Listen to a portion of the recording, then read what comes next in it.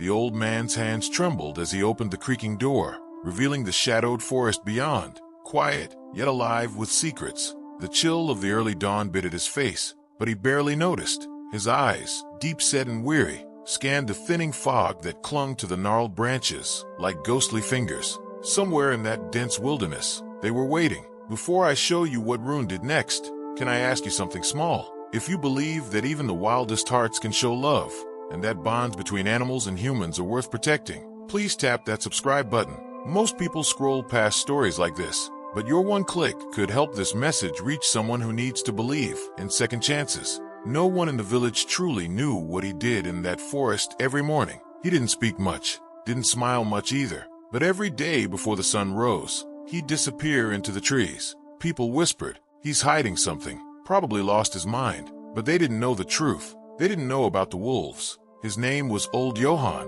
Nobody really knew his full name, if he had any family left, if he was even from the village originally. The only thing people did know was that he lived alone in a weather-beaten cabin on the edge of the pine forest, and that he rarely spoke unless spoken to. Once, years ago, he'd been a forest ranger, not just a quiet old man with a snow-covered roof and a woodpile by the door, but a skilled, respected man who knew every inch of the land like the lines on his palms. Hunters used to come to him for advice. Children once asked him about fox tracks and bird calls. In his prime, Johann had been the kind of man who could read a broken twig like a map. But those days had passed. Ever since his wife died, something inside him shut off, just went quiet, like a lantern blown out in the middle of a sentence. She'd been the only family he had left. No children, no siblings, no relatives who visited for birthdays or holidays. After she passed, Johann resigned from his job at the ranger post without a word. Just a note, left in pencil.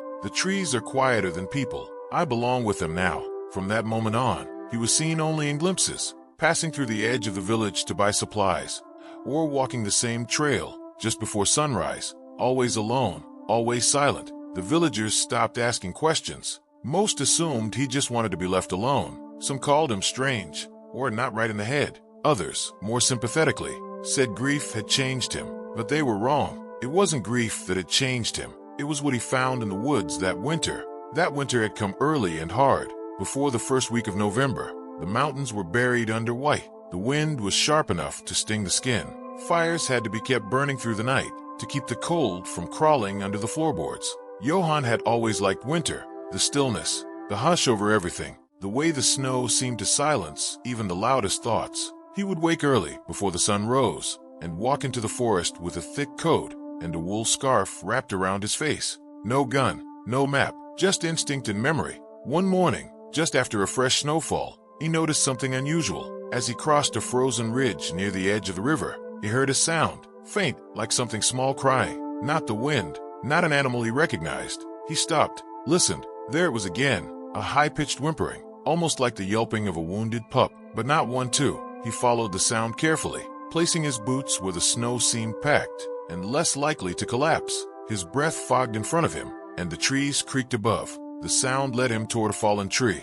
Its roots pulled up, creating a sort of natural cave beneath the trunk. Johann crouched down, peered inside, and there they were, two wolf cubs, so small their eyes were barely open. Their fur was wet and stuck to their skin in patches. One of them had a cut across its shoulder, dried blood matting the gray. They were shivering, yelping weakly, trying to crawl over each other for warmth. There was no mother, no pack, no tracks leading away, just blood and silence. It didn't make sense. Wolves don't leave their cubs, not unless something killed the mother, or something far worse had happened. Johann looked around. The ground near the tree was disturbed, signs of a struggle, red smears in the snow, hair, a snapped arrow shaft, poachers maybe. He stared at the cubs for a long moment, unmoving. Logic told him to walk away. Nature was brutal. This was part of the cycle. He wasn't supposed to interfere. That's what he'd always told others when they found injured animals or abandoned nests. Let nature run its course. But standing there,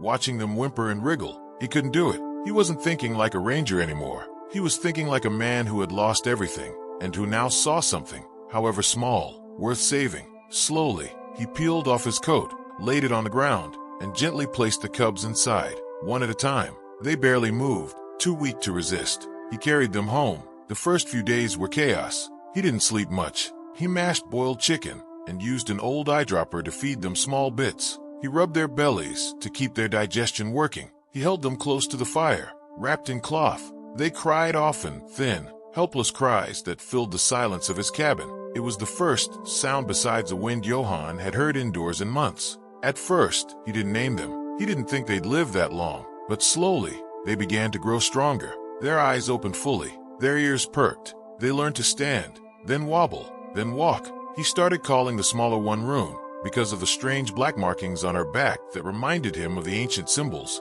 carved into tree bark near the cliffs. The larger one he named Kale, strong, silent, with a golden tint to his fur that caught the firelight just right. As the weeks passed, the cubs grew healthier, and Johann changed too. He laughed, quietly. When Rune tried to pounce on her own tail, he found himself talking aloud again, muttering comments to the wolves like they were old friends. "You two are going to eat me out of the house. Don't you dare chew on that leg, Kale. That's mine." He started waking up with purpose, cooking not just for himself, but for them. He built a small pen outside the cabin, a secure space with thick logs and chicken wire, so they could feel the fresh air without wandering too far. He read old books on wolves by lantern light, took notes in the margins, observed their behavior, tracked their growth, and in the evenings, he'd sit beside the fire with Rune curled around his feet and Kale's heavy head resting on his lap. But he knew deep down this couldn't last. By the end of their first year, they were no longer cubs.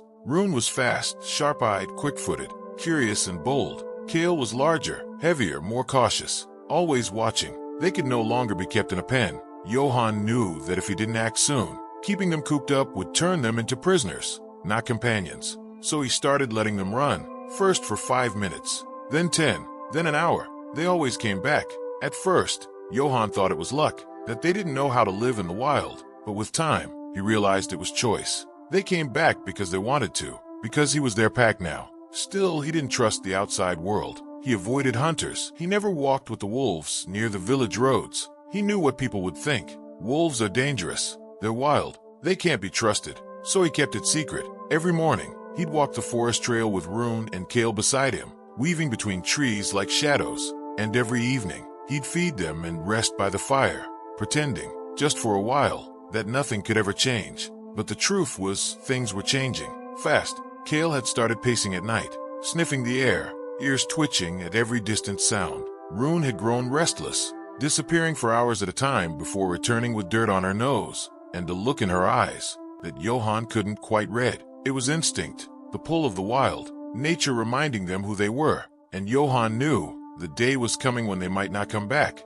Then came the night of the first full moon of spring. Johann heard the howling, but it wasn't Rune or Kale. It was others, a pack, close. The wolves had returned to this side of the forest after years of silence. Whether driven by hunger or territory, they were moving again, and they'd smell Rune and Kale soon enough. Johann didn't sleep that night. He sat on his porch, axe in hand, lantern burning low, staring into the blackness of the trees. Rune didn't return until morning. Her fur was ruffled, her eyes wild. Kale came limping behind her, a shallow bite on his leg. It had begun. The forest was no longer safe. Not for Johann, not for them. But what could he do? Let them go? Push them away? He had saved them, raised them, watched them grow from helpless cries to proud, powerful creatures. They weren't his pets. They were his purpose. Days passed, then weeks. The tension in the forest grew thicker. Even the birds seemed to stay quiet longer. The villagers mentioned hearing strange howls at night. One claimed to see glowing eyes near the ridge trail.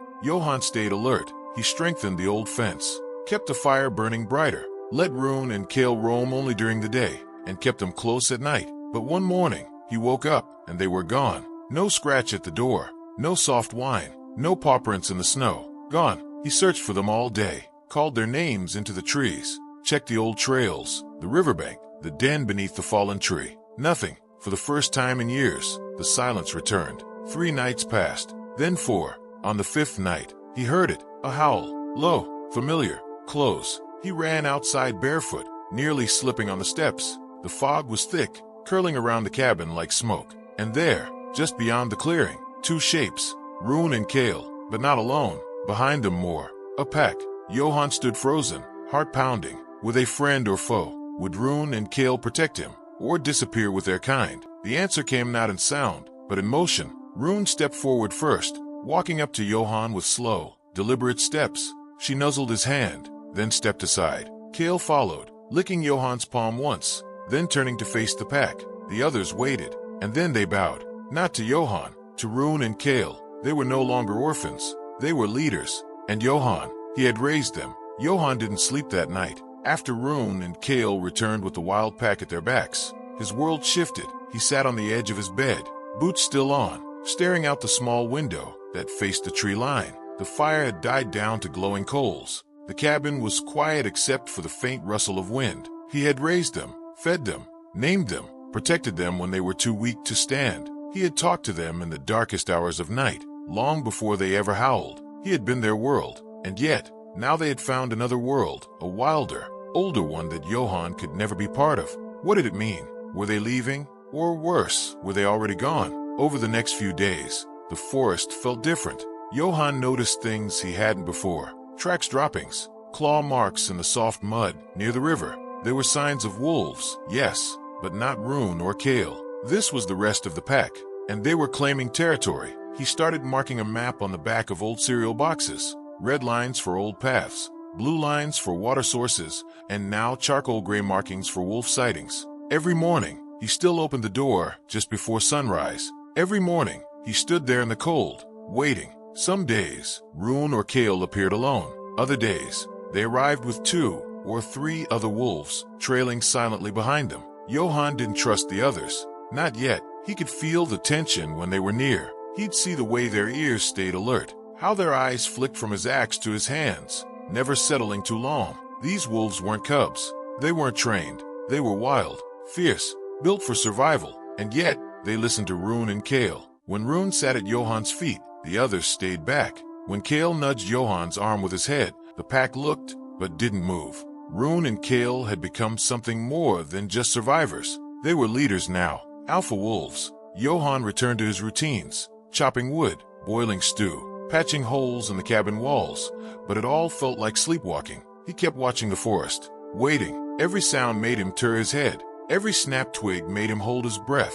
He started talking to himself again, not because he was lonely, but because he was worried. They're getting bolder, he muttered one morning after finding paw prints just feet from the porch. They're bringing more with them. He wasn't wrong. It started with 1 or 2 wolves, following Rune and Kale, then 3, then 5. Within a week, he counted 9. 9 wolves surrounding his home in the early hours of dawn. They never growled, never lunged, never crossed the invisible line that Rune had once drawn with her body between them and Johann. But they watched, they learned, and Johann began to wonder, what were they waiting for? Then came the deer. Johann was out gathering firewood from a thicket he'd visited for years. He always took the same path, winding between large oaks, past the frozen stream, through a narrow gap in the rocks. That morning, he found something strange. A deer carcass, freshly killed. Its throat had been torn out, ribs snapped open, meat mostly untouched. But what startled Johann wasn't the body. It was the arrangement. Pine branches had been placed around the corpse, 5 of them, spaced evenly like a star. And beside the deer's mouth, a bone, a small one, clean to flesh. A gift, or a warning? He wasn't sure, but he didn't touch it. Instead, he backed away slowly and returned home with empty arms. That night, Rune didn't come, neither did Kale. The next day, Johann climbed a ridge near the edge of his territory. From there, he could see the mountain slope and the river curling like a silver snake through the forest. And he saw something he hadn't seen in years. Smoke, thin, curling, rising through the trees from the northeast. Someone was there. Campers, hunters, poachers. Johann narrowed his eyes. That was the direction the deer offering had come from. Something inside him stirred, something that felt like a whisper. He returned home, gathered supplies, dried meat, a rope, an old flare gun, and a field knife, and set out just before sunset. It took him hours to reach the smoke. The path was rough, unbroken. Branches clawed at his jacket. His breath came heavy and cold.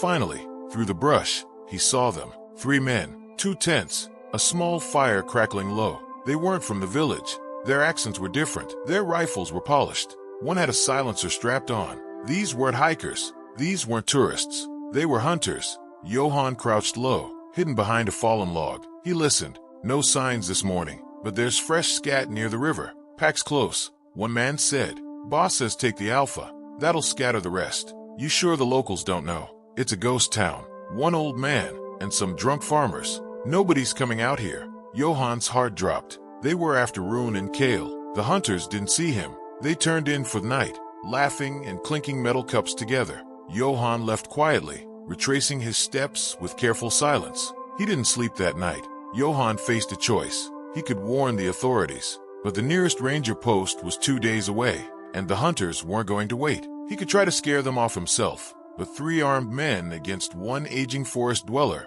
wasn't much of a fight. Or he could trust the forest. He could trust Rune and Kale. The next morning, before the sun rose, Johan returned to the spot where he had found the deer offering. He sat there, cross-legged, alone, and he waited. For hours, nothing happened. Then soft footsteps. Rune. She emerged from the trees like a shadow, Kale at her side. They stared at Johan for a long time. Then they sat. He didn't speak, didn't command. He simply looked at Rune and whispered, "They're coming for you." He pointed toward the northeast ridge. Kale stood up, ears perked. Rune growled, a low, deep rumble in her chest, and they vanished into the trees. That night, the hunters moved. Johan followed from a distance. They had set bait, a wounded rabbit tied to a stake, a trail of blood leading through the forest, snares hidden beneath leaves. They were ready, but Rune and Kale were smarter. They had grown up watching Johan trap and evade. They had seen what danger looked like, and now, with the full force of the pack behind them, they attacked. Johan didn't see the fight, but he heard it, the howls, the screams, the snap of bones, the gunfire, then silence. By morning, the hunters were gone. 2 packs were missing. A rifle lay broken beside the rabbit trap. No bodies, no blood trails, only claw marks and silence. 3 days passed. Then, on the 4th morning, Rune returned. She limped. Her shoulder was scratched, but her eyes burned with pride. Kale followed. He carried something in his mouth, a hat. One of the hunters. He dropped it at Johan's feet. Johan picked it up and nodded once. No words were needed. The message was clear. You protected us. We protected you. After that day, things changed again. The pack didn't come close to the cabin anymore. Rune and Kale still visited, still sat with Johan at sunrise, but they stayed for less time, spoke less with their eyes, wandered further. They had claimed their territory, protected their kind. Now it was time to let go. Johan knew it, felt it in the ache of his bones, in the way Rune looked at him, with something softer than sorrow, something like gratitude. So, one morning, he built a marker, a tall wooden post, carved with the names Rune and Kale, and the year he found them. He placed it at the edge of the forest, where the trail ended. He wrapped a piece of his coat, what was left of the one they slept in as pups, around the post.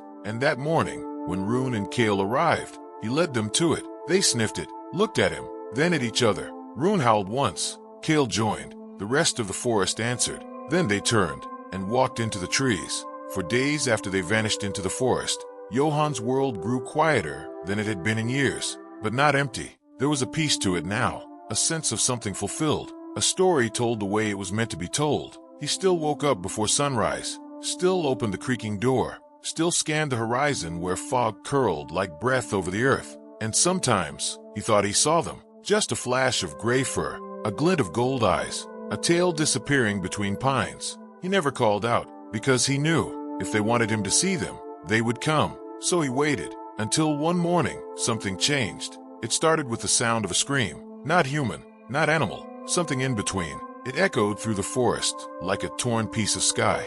Johan jolted upright in his bed. It was still dark outside, early twilight, with the moon hanging pale and bloated in the sky. The sound came again, closer this time, desperate, agonizing. He grabbed his coat, his lantern, and the field knife he hadn't touched in weeks. Then he stepped outside. The forest wasn't silent anymore. It was humming with tension. Birds scattered in panic flight. Small creatures scurried through underbrush. Even the wind carried urgency, like something old and angry had stirred awake. Johan moved toward the sound, and that's when he saw the blood. Near the edge of the frozen stream, Johan found the body of a deer. Its legs had been snapped, its ribs caved in like paper. Its eyes were still open, staring at nothing. But it wasn't the deer that made Johan's breath itch in his throat. It was the man, a young man, maybe 20, curled against a tree, pale, barely conscious. His arm had deep claw marks. His jacket was torn, and his leg twisted unnaturally. Johan ran to him,